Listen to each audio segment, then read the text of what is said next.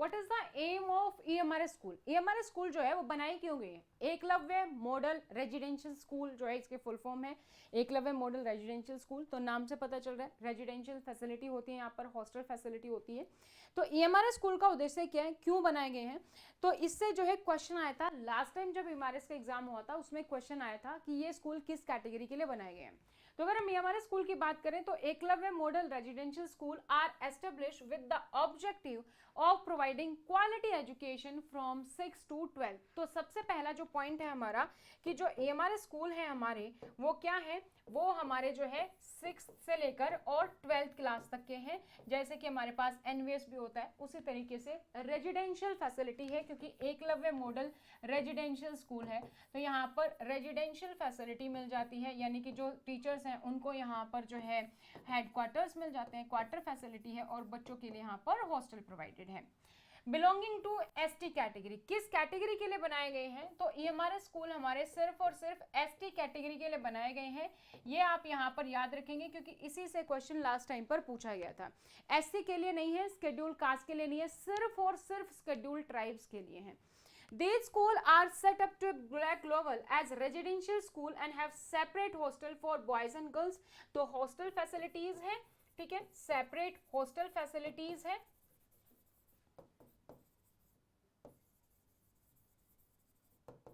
for boys भी and for girls also। Accommodation for staff, साथ ही साथ जो स्टाफ है उसको अकोमोडेशन मिल जाती है। तो स्टाफ जो क्वार्टर हैं वो यहाँ पर आपको मिल जाते हैं अगर आप ज्वाइन करते हैं। इसके साथ साथ आपको मेस फैसिलिटी मिल जाती है, खाने की फैसिलिटी यहाँ पर रहेगी क्योंकि रेजिडेंशियल स्कूल है, प्लेग्राउंड होता है, ऑल अदर जो भी एमिनिटीज हैं वो आपको हमारे स्कूल में देखने को मिलती हैं।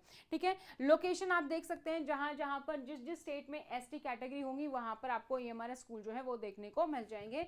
So teaching non teaching staff जो है उनको कैंपस में ही रहना होगा, आपको वहीं पर क्वार्टर मिलेगा, आपके लिए वहीं पर रहना जरूरी है। और ये रेंट फ्री अकोमोडेशन होता है, इसका आपको कोई भी किसी भी तरीके का रेंट नहीं दे रहे हैं, जिसको हम ऑफिशियल लैंग्वेज में कहते हैं लाइसेंस फी, तो वो आपको यहाँ पर नहीं देनी है, फ्री ऑफ कॉस्ट आपको अकोमोडेशन मिलता है।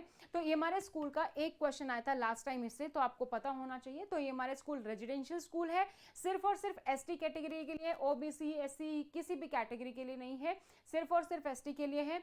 हॉस्टल फैसिलिटी मिल जाती है बच्चों को, सेपरेट हॉस्टल्स हैं फॉर बॉयज एंड गर्ल्स, और टीचिंग हो या नॉन टीचिंग स्टाफ हो उसको भी जो है कैंपस में ही रहना होगा, उनको भी वहां पर स्टाफ क्वार्टर मिलते हैं।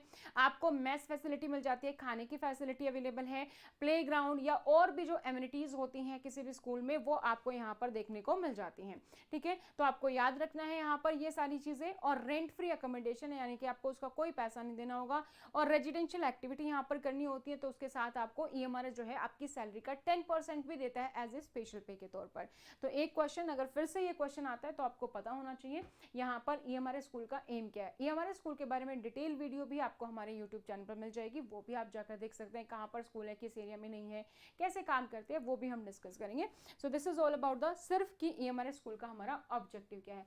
तो अगर आप तैयारी करें ईएमआरएस टीजीटी, पीजीटी, प्रिंसिपल, या फिर जो है आप नॉन टीचिंग पोस्ट की भी तैयारी कर रहे हैं जैसे hostel warden, lab attendant, accountant, female staff nurse, सभी के लिए नोट्स अवेलेबल हैं। आप हमारे हेल्पलाइन नंबर पर हमें कांटेक्ट कर सकते हैं। हमारा हेल्पलाइन नंबर है 8447410108, या फिर आप हमारी ऐप डाउनलोड कर सकते हैं स्टडी पोर्टल एकेडमी, वहां पर आपको सारी इंफॉर्मेशन मिल जाती है हमारे लाइव और रिकॉर्डेड बैच के बारे में। सो ऑल द बेस्ट, तैयारी करते रहिए।